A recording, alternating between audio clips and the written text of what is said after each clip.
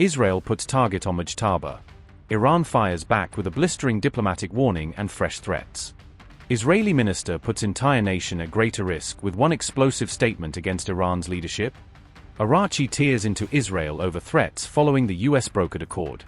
Tehran dares Netanyahu to defy Trump's peace deal and face the consequences, Iranian officials warn. Not just Israel. Araghchi also delivers a sharp message to Washington over regional tensions. Iranian Foreign Minister Abbas Araghchi warned that Tehran would school Israel if it chose to defy the U.S. brokered Memorandum of Understanding aimed at ending the recent conflict. Araghchi's remarks came after Israeli Defense Minister Israel Katz issued fresh threats against Iran's leadership following the recent ceasefire arrangements. According to Israeli media reports, Katz said Iran's Supreme Leader Mujtaba Khamenei was marked for death if Tehran continued what Israel described as hostile actions. Responding to those remarks, Araghchi said the terms of the Islamabad Memorandum of Understanding were clear, public, and binding on all parties involved. The Iranian foreign minister also claimed that U.S. President Donald Trump had committed Washington to restraining Israel under the terms of the agreement.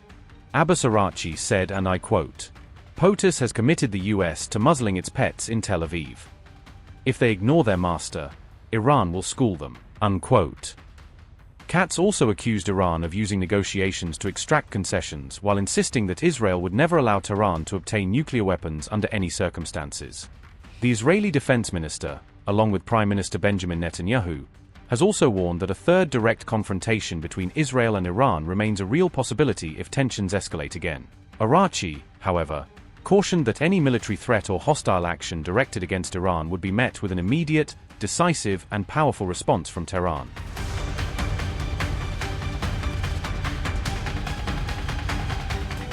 Iran has called for a new Gulf security order that excludes the United States and all other outside military powers from the region. Iranian Foreign Minister said Tehran is ready to help establish a new regional security framework led by countries within the Gulf. Araghchi said recent wars had demonstrated it was time for Gulf nations to take responsibility for safeguarding their own security. Araghchi made the remarks after holding talks with Iraq's national security advisor, according to Iran International. The foreign minister said the proposed regional framework should also promote broader economic cooperation among neighboring countries. Araghchi argued that lasting regional stability could only be achieved through closer coordination and cooperation among Gulf states. He said military powers from outside the region should have no role in shaping the proposed future Gulf security architecture. Tehran presented the proposal as a lesson drawn from the region's recent security crises and repeated military confrontations.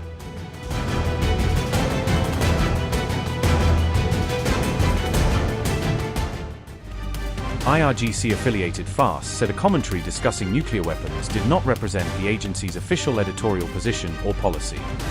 The agency said the article appeared in its user-generated content section and should not be interpreted as an official Fars position. The clarification came after the commentary claimed Iran had no alternative but to obtain a nuclear weapon for deterrence. The article argued nuclear deterrence was the only effective way to eliminate the military option against Iran. The commentary also claimed a nuclear weapon could help keep any future conflict with the US and Israel under control. The article surfaced as the United States and Iran continued exchanging military strikes amid tensions over the Strait of Hormuz. Subsequently, the Wall Street Journal reported US-Iran talks in Switzerland had stalled as hostilities between both sides intensified.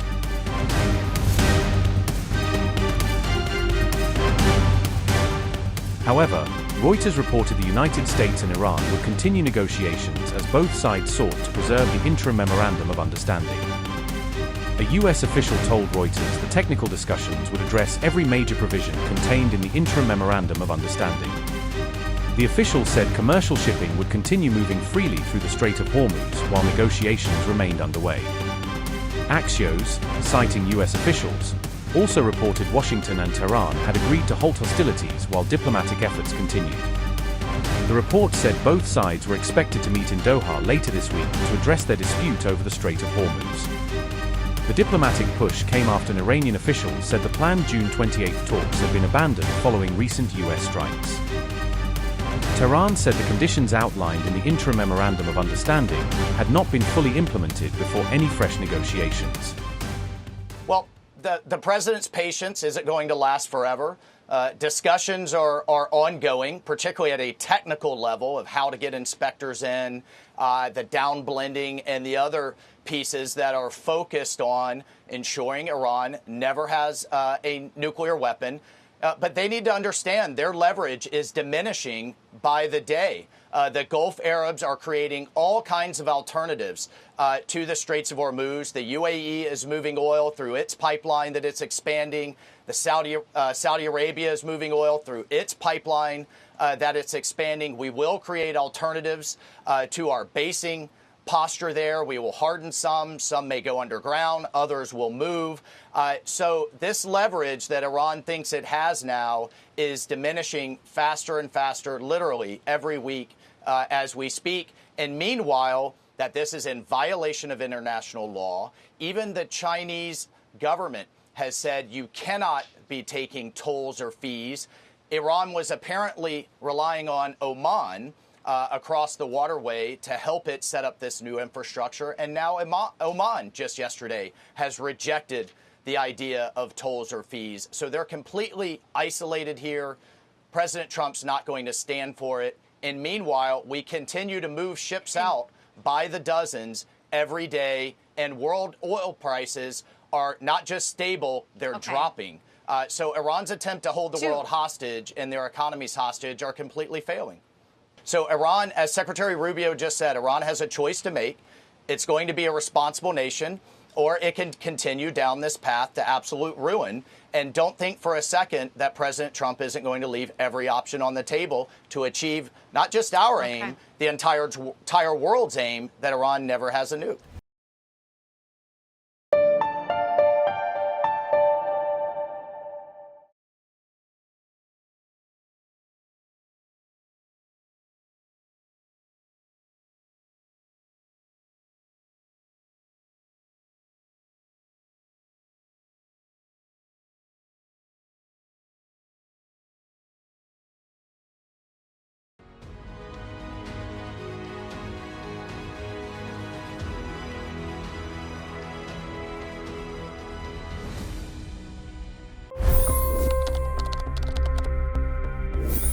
$25 crore गरीब गरीबी को परास्त करके बाहर निकले।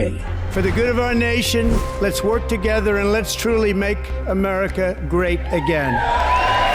The fastest news breaks. Requested PM saying that we will have to speak to Putin and to Zelensky. The biggest news makers. The relationship with India is probably the most important bilateral relationship the U.S. will have for the rest of this century. The capital delivered quite an election result today. Expert analysis.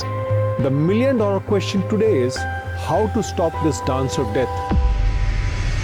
Ground reports. I'm standing at the crossroad of the Kumbh Mela. Behind me are more than 100 entry ghats. Long-form interviews. Exclusionary politics is reflected in Manipur case as well. You don't bother because this is a small state. Deep dive into burning issues. It's often said DRC could be the richest country in the whole world. It's because of what sits underneath. Why exactly did the US topple the Sheikh Hasina government? HT videos. We don't just break news, we break it down.